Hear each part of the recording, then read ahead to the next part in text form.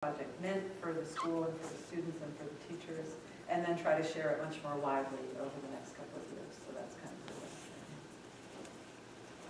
So I'm happy to entertain your comments and questions.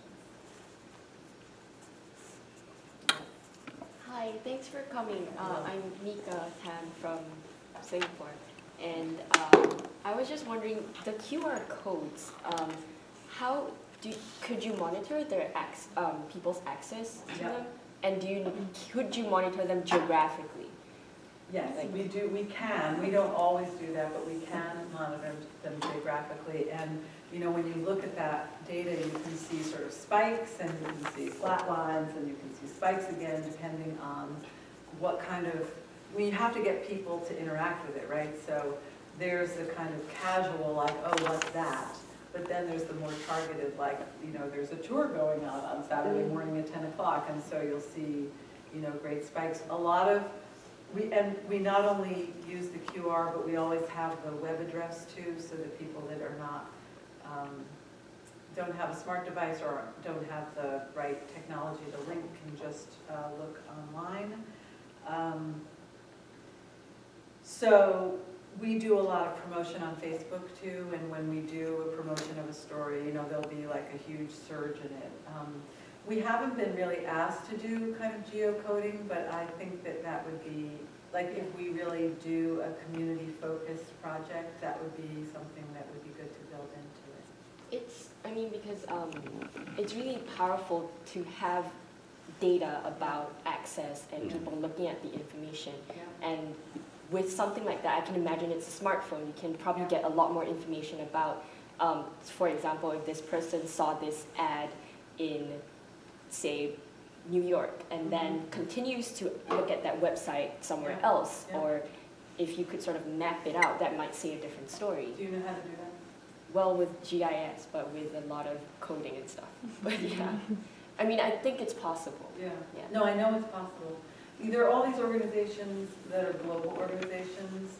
So another conversation I'm involved with Ashoka is something that they're calling feedback labs, which are mostly generated out of the developing world with large global organizations that are doing development work in Africa, Asia, not so much Latin America, and the idea is, you know, how do you get the input from the community into these large-scale development schemes that are often a complete mismatch to the community. Like, here's the community, they're living their life, here's the Aswan Dam, you know, or whatever it is. I mean, that's unfair, but you know what I mean.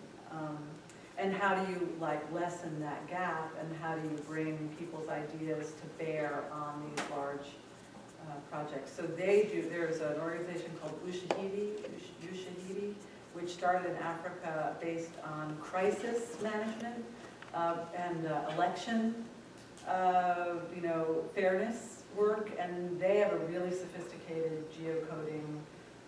They can tell you exactly where a text is coming from, or so it's out there. I just don't understand it or really use it very much. The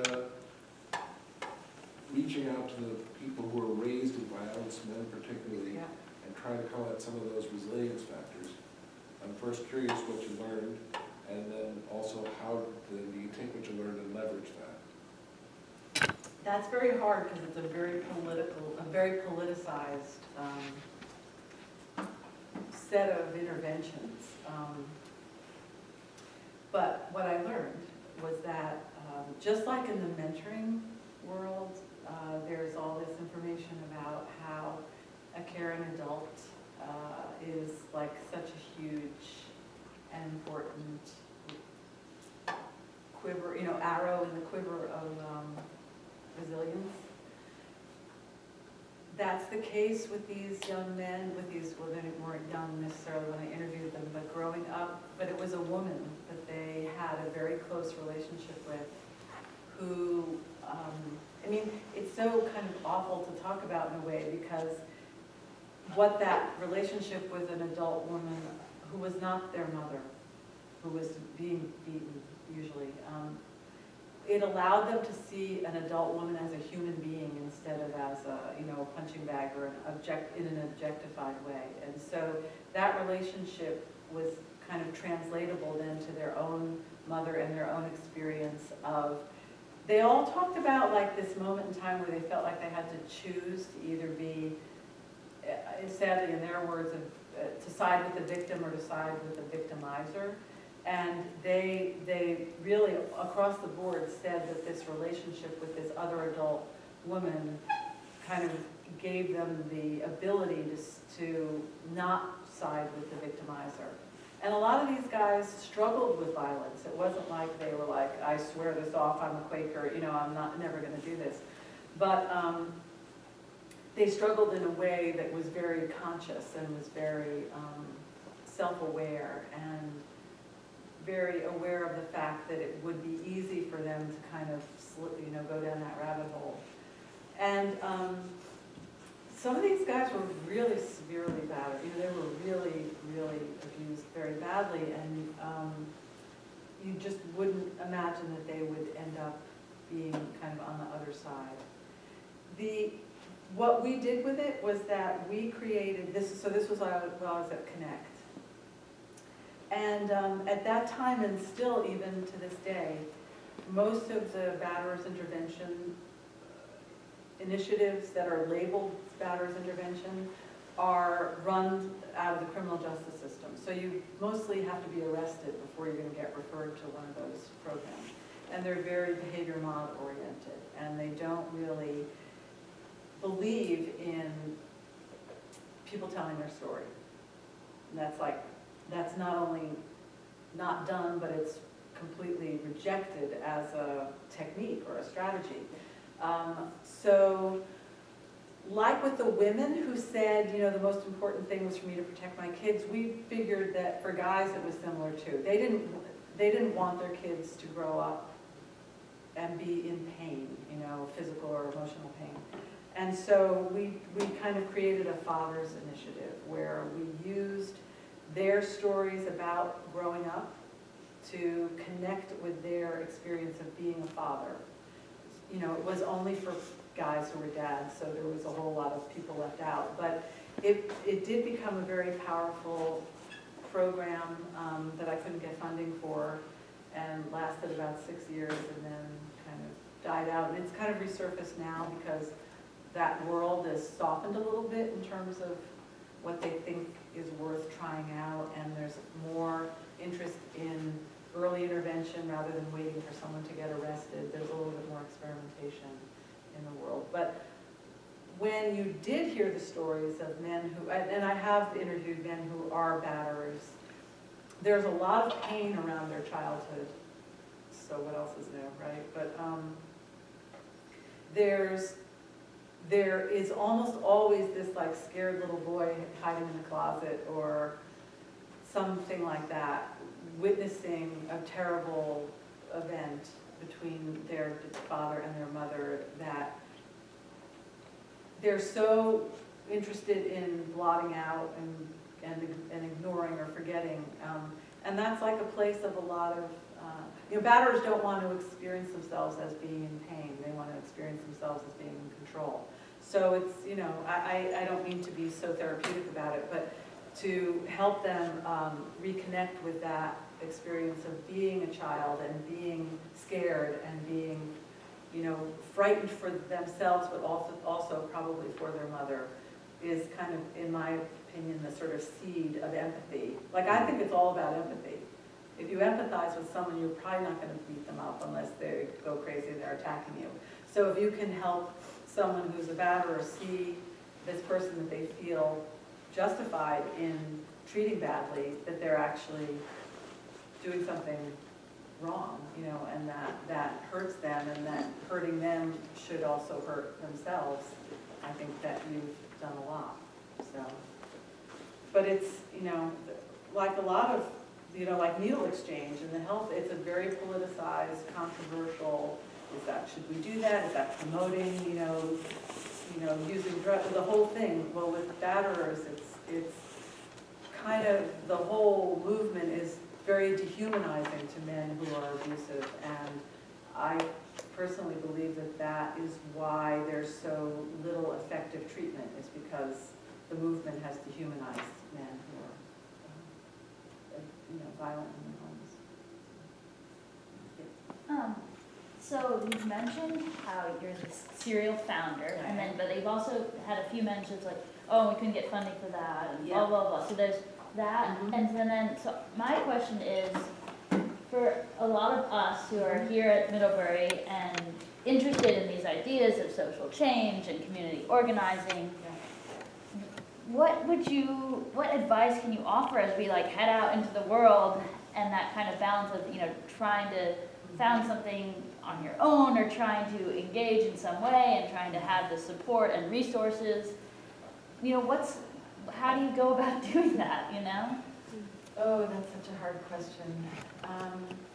Well, one of the best skills I ever learned, and I learned it when I was in graduate school, is to write a grant proposal. The best, really, it's probably one of the best things I ever learned to do. And it's a little bit of an art, it's a special way of writing, and it's a special way of conceptualizing your work that is driven by the funders. They want it to sound a certain way. They want you to be able to address things in a particular way.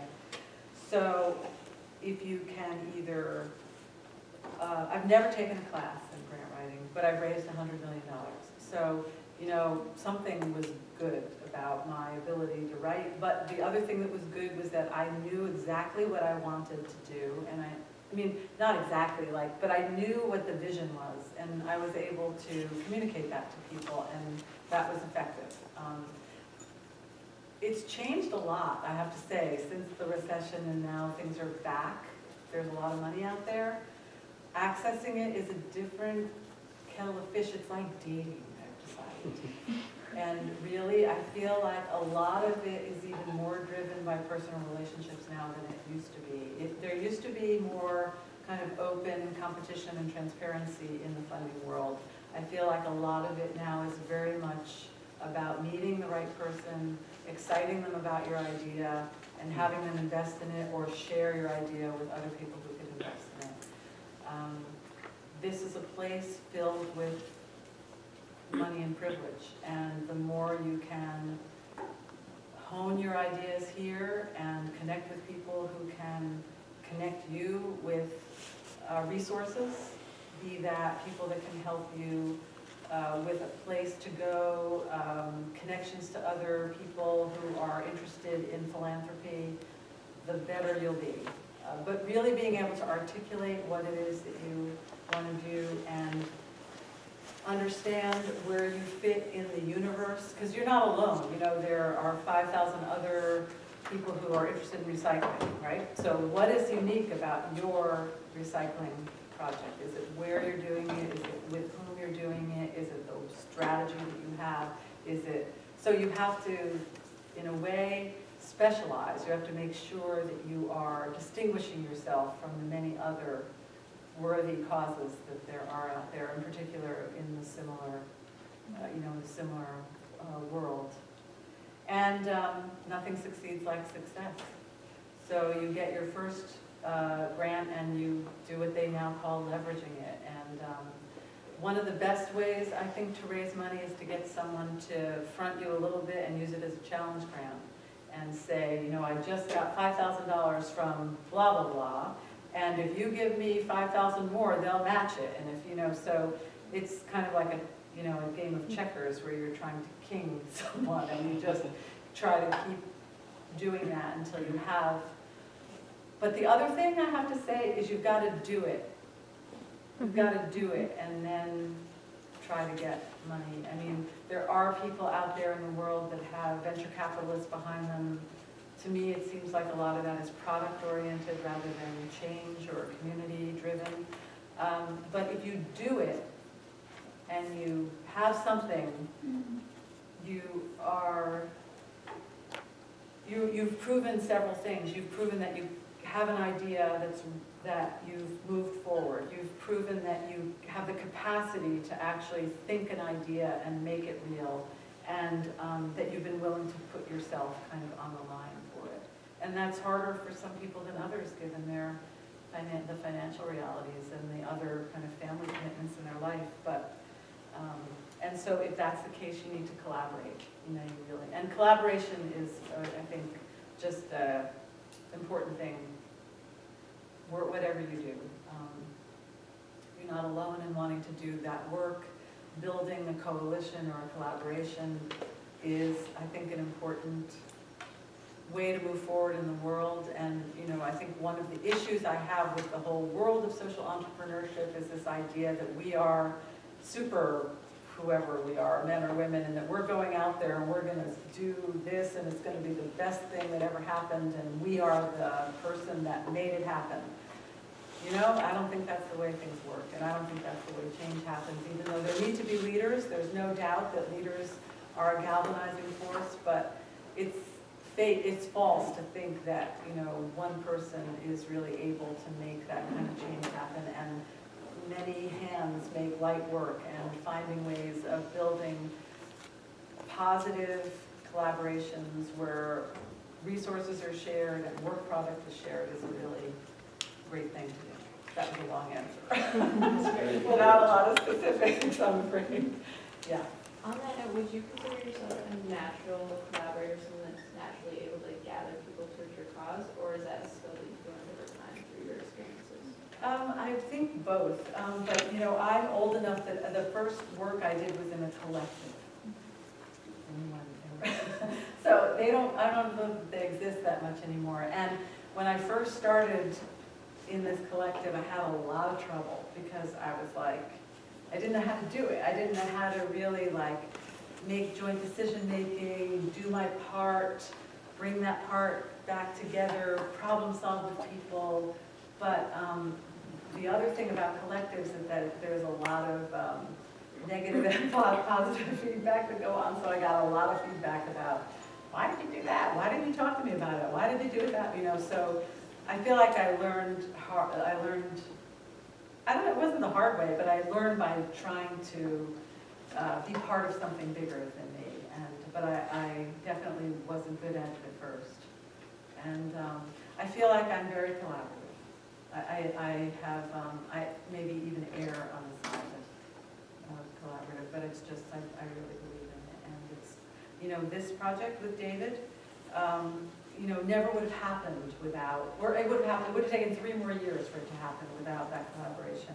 And we're both getting, we've become friends, we've gotten a lot out of it personally, we've gotten a lot out of it professionally, the students have gotten a lot out of it, you know, so it's a win-win-win-win-win-win-win, you know, kind of situation. Yeah. So you've done so much from affecting policy change to helping students realize their potential in their future. And since the majority of our CSE fellows are here and they're planning their summers and field work, I'm wondering if you have any advice along the lines of collaboration and as they start to orient themselves towards different communities for them in the field. Well, I mean, I understand that the internships are with specific organizations, right? So people will be partnered with that organization. I think that some things to assume are that you have a lot to give, that you have real value to bring, and that even though you may be in a really major learning point in your life, that you have ideas and opinions and experiences that are really vital to the organization. They wouldn't want you otherwise. That you have a lot to learn because you're working with people who are more seasoned and have different kinds of experience, and that the more you can talk to those people and get their ideas and thoughts about the world and their work and how they did it, the richer your experience will be, and you'll end the internship with a lot of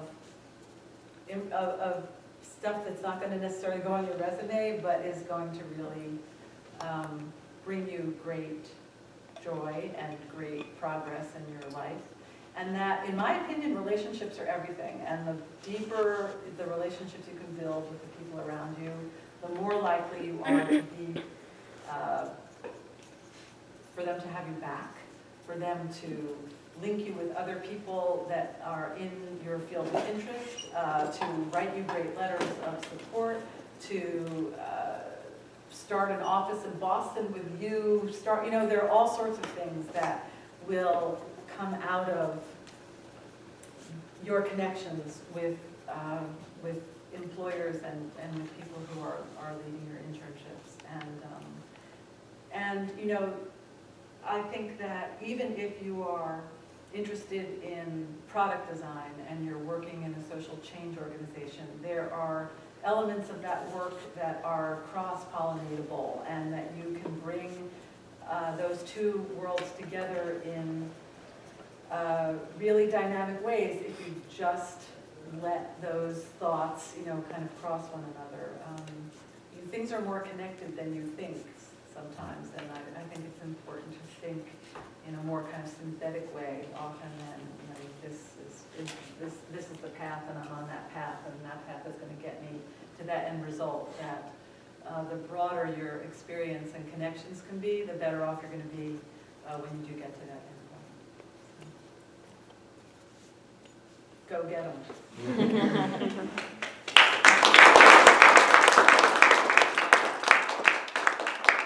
Now come help me solve. And with Chad, yeah? Thank you all for coming, and like Alisa said, we would love to have